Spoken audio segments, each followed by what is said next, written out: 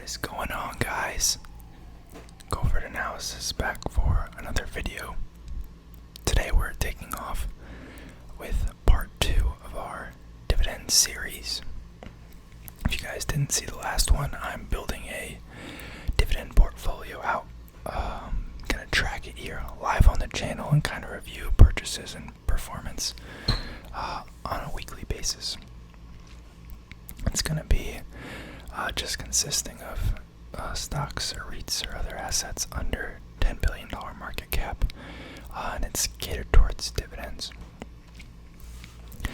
Typical, before we get into this, none of this is financial advice. Do your own research. I don't know what I'm doing. This is just for entertainment, and take it with a grain of salt. Now, on to the good stuff. So, after last time, I did go and send through the orders for the shares that we talked about last time. Now, we only have $100 in here right now, and I'm planning on probably throwing $100 in here a month. So we'll go from there, and we'll see if we want to add to positions or start new ones. But I think we should find another couple positions to start filling this out and make it a little more diversified. So last time we picked up Agree Realty, which is a retail-oriented real estate investment trust. We got 0.272 shares of it, about $20. And both these are basically flat from when I bought a day and a half ago. Looks like we're down 4 cents, which is a real shame. But we also have Armada Hoffler Properties Incorporated. Now, this company is also a REIT, but it's a little bit more diversified. It does have a little bit of office space, which I'm not a huge fan of, but they have pretty nice clients, and it's only 7 properties. About half of which I believe are financial, which are typically pretty good long-term tenants, and we know they're not strapped for cash. I think one of them was Fidelity. I think they also have a deal to build out T. Rowe Price's new headquarters. So, these are companies that aren't going to just drop off the map. They also have a significant portion of multifamily apartment buildings, which were actually very nice properties. We looked at them last time. They have them all listed on their website. And they also have some retail properties similar to ADC. I think they had a Home Depot, Home Goods, those type of stores. And they also have a construction segment that they do third-party development. So pretty diversified. It was a smaller company. I think it was only about $1 billion market cap. So definitely a little riskier, but we get a little bit higher of a yield. I think this one was around 5%. So we have those two in there.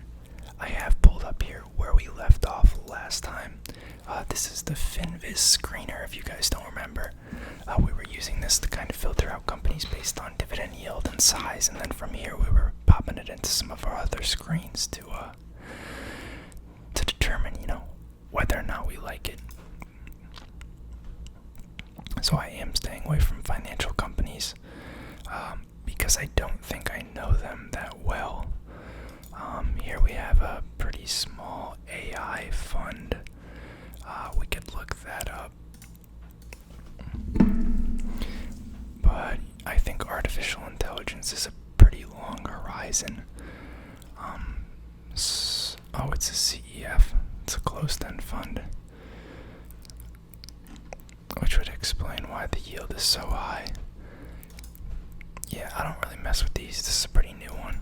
I mean, it looks like it's doing decently well, but I don't know enough about how these funds operate and how it plays into my strategy to justify investing in that. AIRC. I don't know. You guys might be sick of the REITs, but I really enjoy them. And they've been coming up a lot. That's typically where you tend to get these higher yields. But not all REITs are good, so. Looks like we have a REIT focused on the ownership and management of apartment communities located in the largest markets in the U.S. 99 communities in 12 states and the District of Columbia. Yada, yada, yada. 400. So 2.61% yield, $8.3 billion market cap, so pretty significantly sized company. If we look at their dividend growth here, they don't actually have any data. Are they a newer company? Oh, they are a newer company. They just went public in December of 2020. I wonder if that's because they were strapped for cash, because I know that's one thing that a lot of companies were listing or, doing SPACs and other stuff for liquidity and extra money, because they were running capital risks.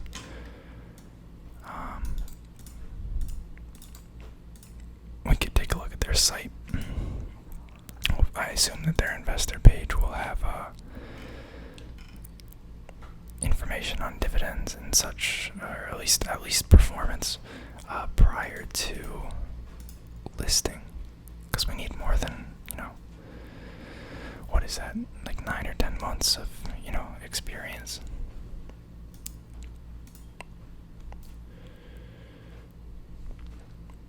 And it opened on my other monitor here. Again, very nice looking properties. Then again, they're not going to put crappy ones on here. I just mean they're very modern, seem rather new. Definitely cater towards higher income clients. 98 properties, so I guess they sold one. Almost 27,000 units. Their average rent per unit was $2,300, which is pretty expensive, which is, explains why it's so nice. Average daily occupancy, 95.5%. 57 Class A properties and 43% are B and C grade properties. Invest only in stabilized apartment communities. Own a high quality and diversified portfolio of stabilized multifamily properties. Enhance kitchens and bath upgrades. Maintain a strong balance sheet. Yeah. Typical corporate bowl. It's a lot more interesting. So it looks like they have a lot of properties on the coasts, which makes a lot of sense because it's a lot harder to find tenants for those high rent properties. In the Midwest, they just don't have the money. The cost of living is so much lower. So the fact that they have so many properties in the Bay Area, Los Angeles, San Diego, Washington, Miami, and then the Philly and Boston area, that explains a lot. They said 12 states. So this is what? This has got to be 1, 2, 3, 4, 5. That's only 6. So there must be other properties. Well, and Washington isn't even a state, so that's 5. So there's other states that they're not listing here.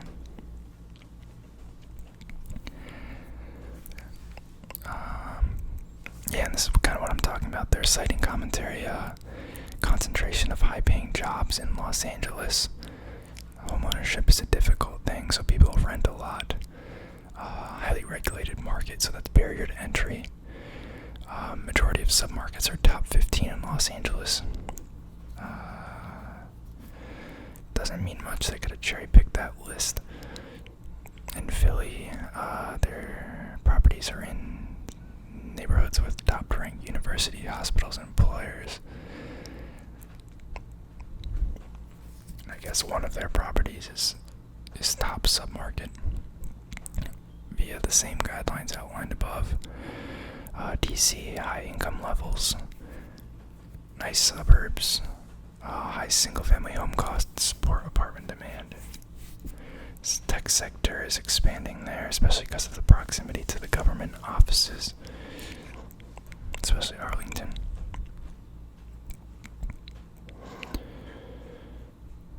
65% suburban, 35% urban. It's very detailed.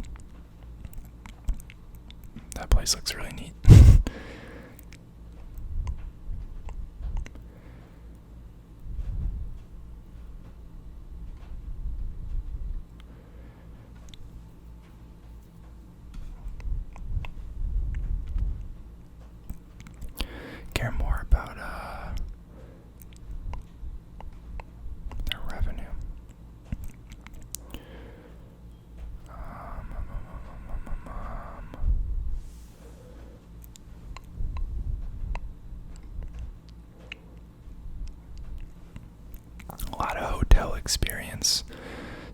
finance experience.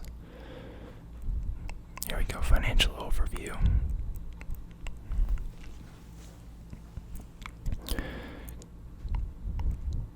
So they had some issues with lower occupancy or tenants living rent-free. Could be because of the eviction moratorium.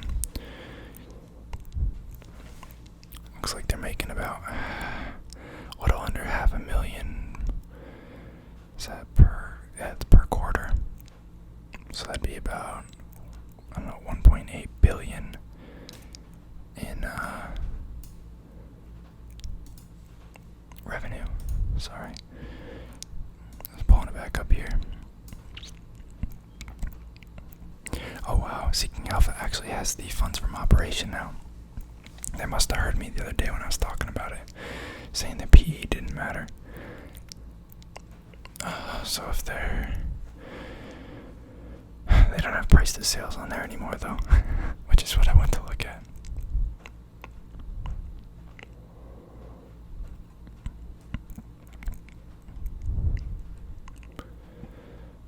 Wow, they don't really talk much about their financials. That's interesting.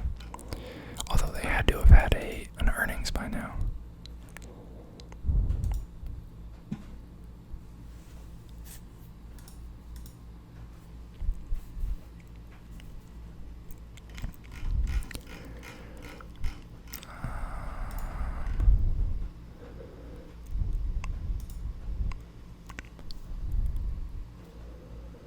I guess they aren't reporting information from before when they were a public company.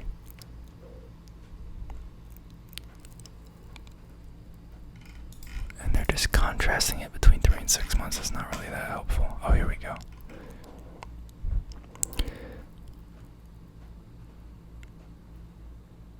Oh, those are partially owned entities.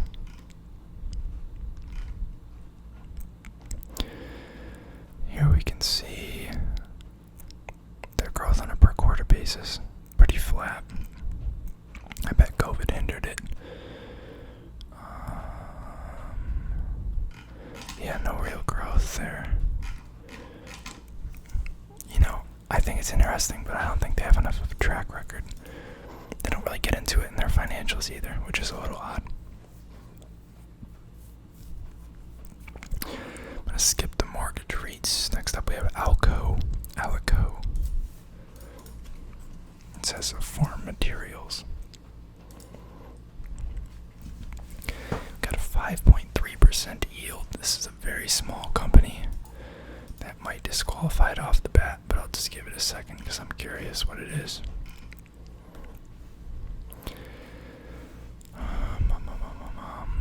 Cultivates citrus trees to produce citrus for delivery to the processed and fresh citrus market. Interesting. Well, there's got to be other big players in the space then, because there's no way they have a substantial part of the citrus market, and they're only $278 million market cap.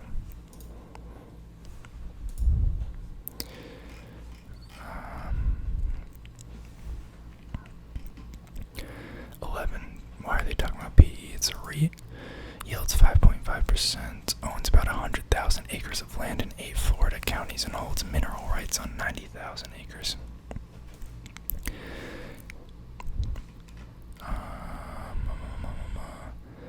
So the citrus segment operates 49,000 acres for, you guessed it, citrus production.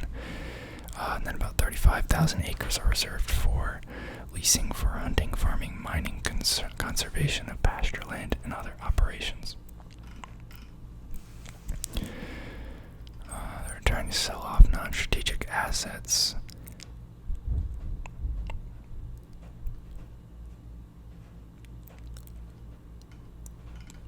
He's trying to make the claim that their property is valued higher than the company. Or we're at a discount, so to speak. Which I don't think I'm going to be able to comment on. I don't think it's fair to assume that 3,000 would be the average for all the square footage for hunting. He just cited up top a bunch of sales for like 1,000.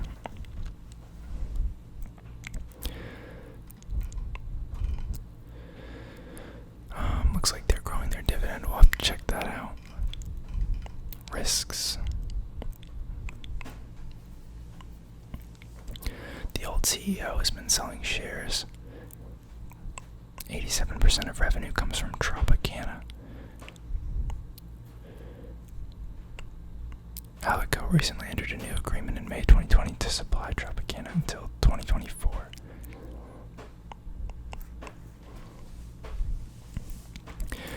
You know, I saw that, I forget who owned it. Was it Coca-Cola? Whoever owned Tropicana and some of the other juice brands sold it off to a private corporation because sales of juices are down. So we'll skip that. Outlet.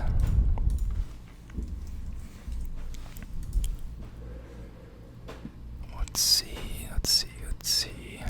3.69%. $3.6 billion market cap. Energy company generates electricity from coal-fired biomass, natural gas, hydroelectric, wind, and solar. It's just in northwestern Wisconsin.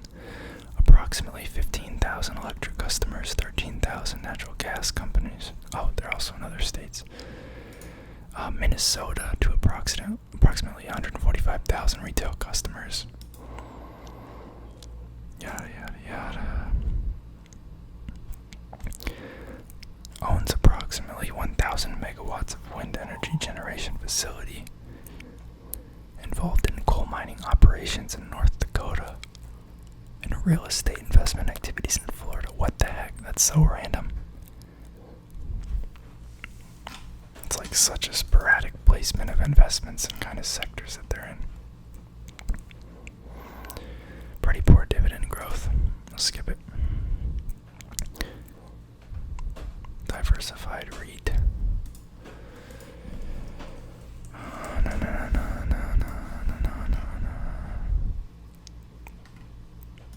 It's decent dividend growth. That's a low yield though. I don't even know how they got in this list.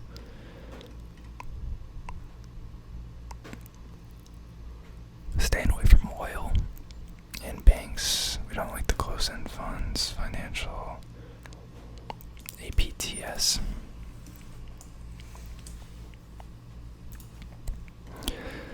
.8% yield. It's interesting how on some they show the forward yield and on some they show the trailing 12-month yield. $610 million market cap. Another real estate investment trust involved in the ownership of Class A multifamily properties with select investments in grocery-anchored shopping centers, office buildings, and student housing. As of September 30th, 2020, the company owned or was invested in 125 properties in 15 states, predominantly in the southeast region of the United States.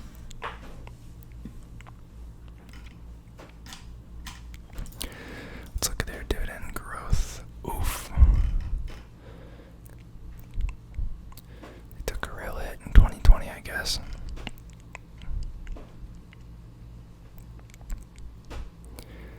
Prior to that, they were actually growing at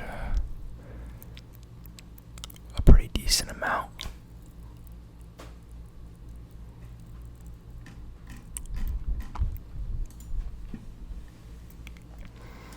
Let's see what Seeking Alpha says.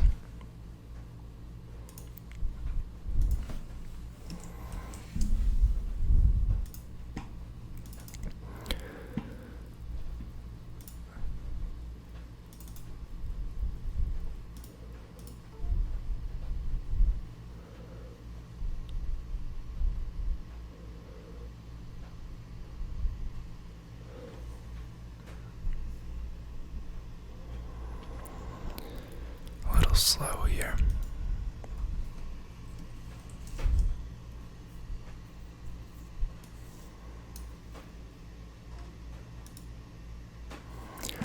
guess that's not working. That's my little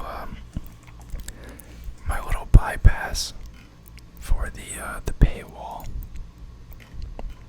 because we're gonna run out of free articles real soon.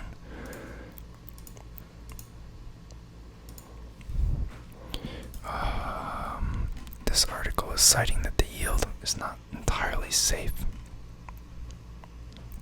Oh, that's cool that they give you where the article was written so that you can relate it to the price action.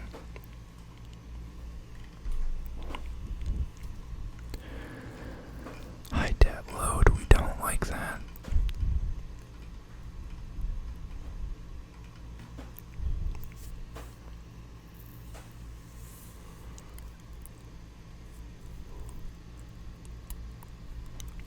Net debt stands at $2.7 billion.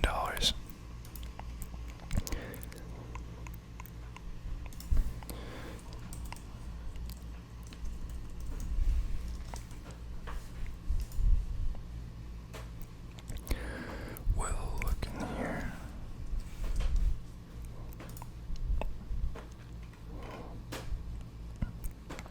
Pretty stable revenue growth.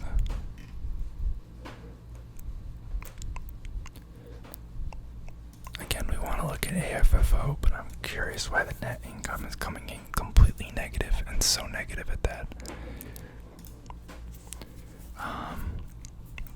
About 4.27 billion in asset, 2.9 billion in debt.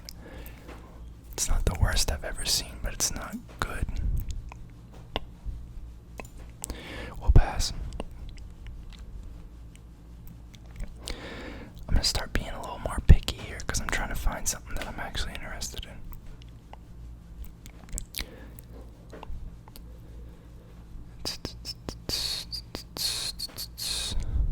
We don't like the REITs. We don't like the office REITs. No close-end funds. BGS Foods. I think I've talked about this one in the past. I was in it very briefly, but it was more of like a grocery store play. Not a great chart, but I do think that they'll be pretty well stationed for, inflation, or I guess even if they raise rates and go the other way, because they can just raise price on groceries. Like, people still need to eat. B&G Foods, manufactures, sells, and distributes a portfolio of shelf-stable and frozen foods and household products. This includes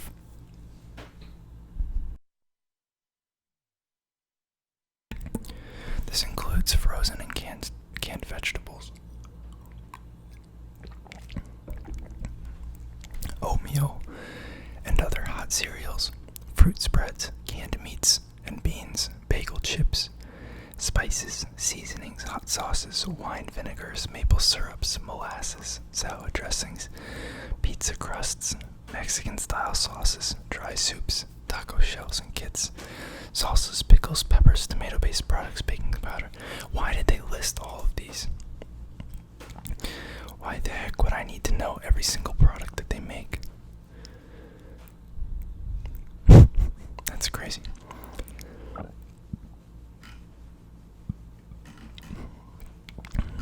They do have a pretty high yield, 6.44%, but the short interest is extremely high.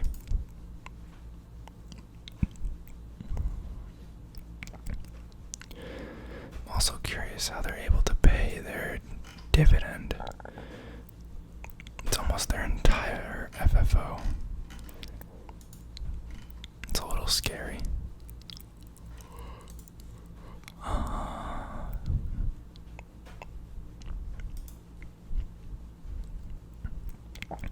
Come on, give me something good. Give me something good. P&L. No history. Probably a newer company.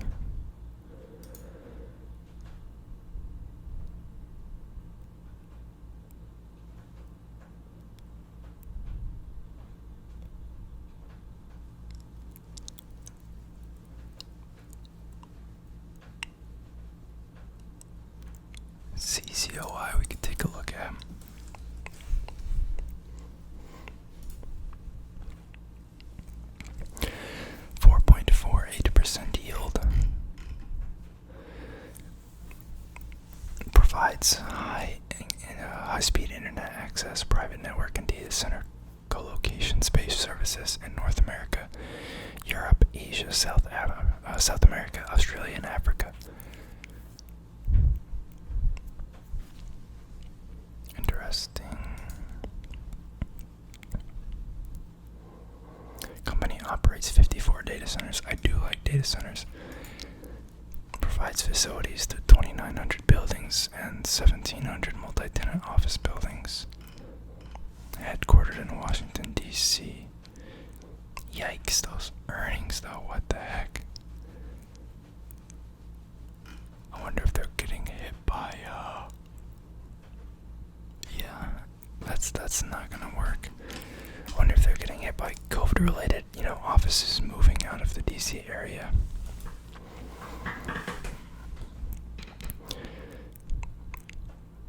CHCT.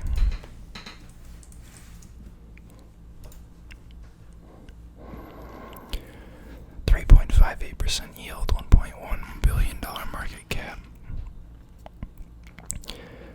Real estate investment trust that focuses on income-producing real estate properties for outpatient care. Company had investments of approximately $670 million across 131 properties as of September 30th, 2020, and that's across 33 states.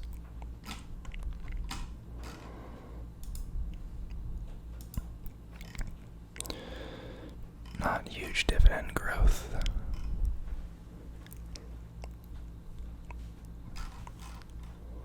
Was the price appreciating? I guess the price was appreciating, which kind of makes up for the reduced growth. CHCT.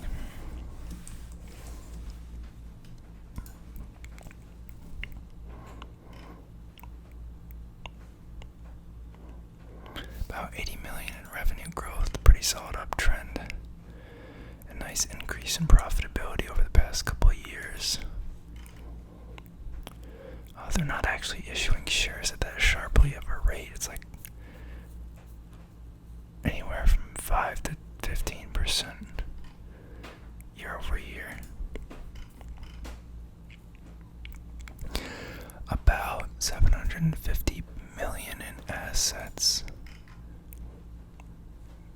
$290 million in debt.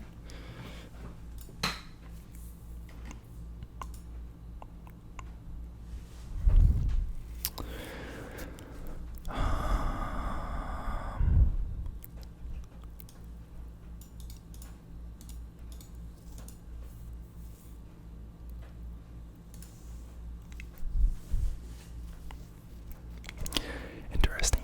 .REIT. I didn't even know that was a URL option.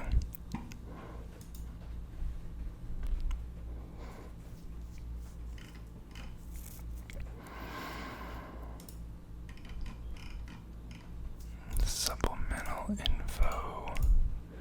Investor presentation. Okay, those didn't work. Is it downloading it? Yeah, it is.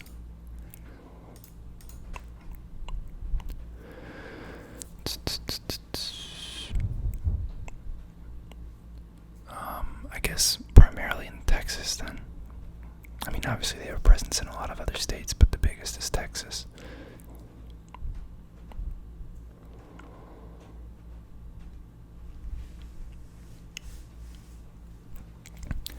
That's kind of neat that they have an 8-year cliff vesting program for all executive officers. So they can't sell if they decide to leave.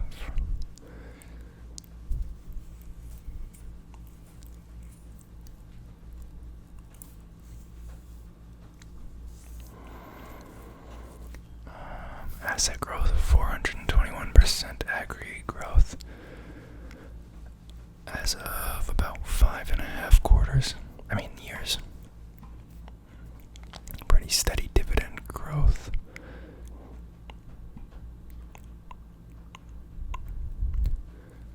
Focus on smaller off-market or lightly marketed transactions.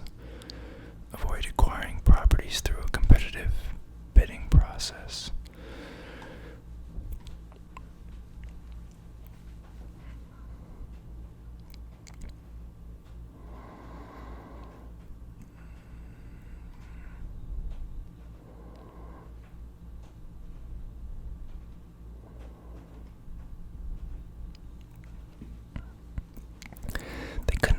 this key on the other page to make it easier to read. So, medical office buildings is the largest portion of their property, then acute inpatient behavioral facilities. It says psychiatric wards. IRF is inpatient rehabilitation facilities. That could actually be for like old people too. I didn't even think about that. SC specialty centers. I don't even know what half these are. Maybe that's like DaVita, like kidney or something. PC physician clinics. You need those. I don't love the medical office building segment, but like it seems like it's rather well managed.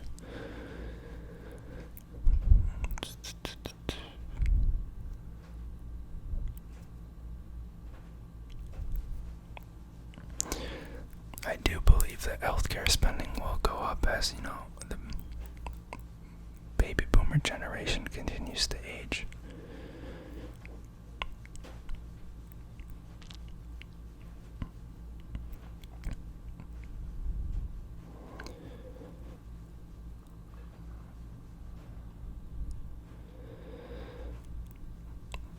Inpatient visits are decreasing, outpatient visits are increasing. Interesting. Their loan maturities, very long term. ESG. Some examples of their properties. I feel like Texas is on the uptrend too. I kind of like this property, guys, or this stock, I mean. Let's just take a look at this supplemental information, but that might be our pick for tonight.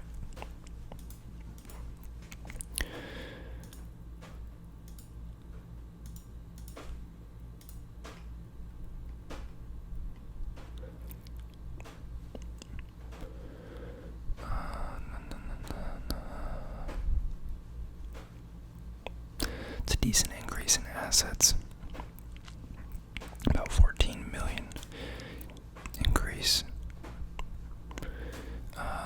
What's that? 115, 130k or 130 million increase in building value. Slight decrease in the number of personal properties.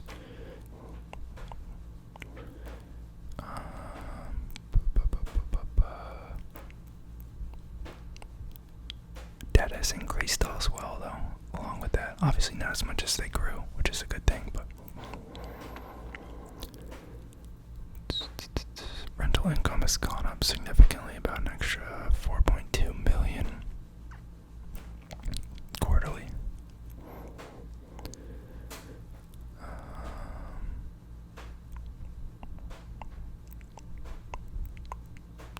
That's not number of properties, I just realized that that's costs. My bad. Significant growth in net income. Net income per diluted common share increase. Funds from operations, steady growth. Even the AFFO. And their dividend was what?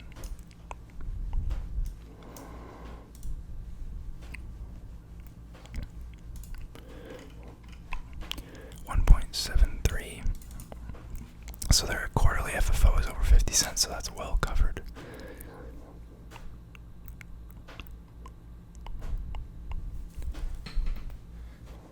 I like this company. This is going to be our pick. Let me just write it down. CHCT. Community Healthcare Trust Incorporated. And that's a 3.6 yielder. Alright, hope you guys enjoyed the video. Let me know your thoughts. And as always, thanks for watching.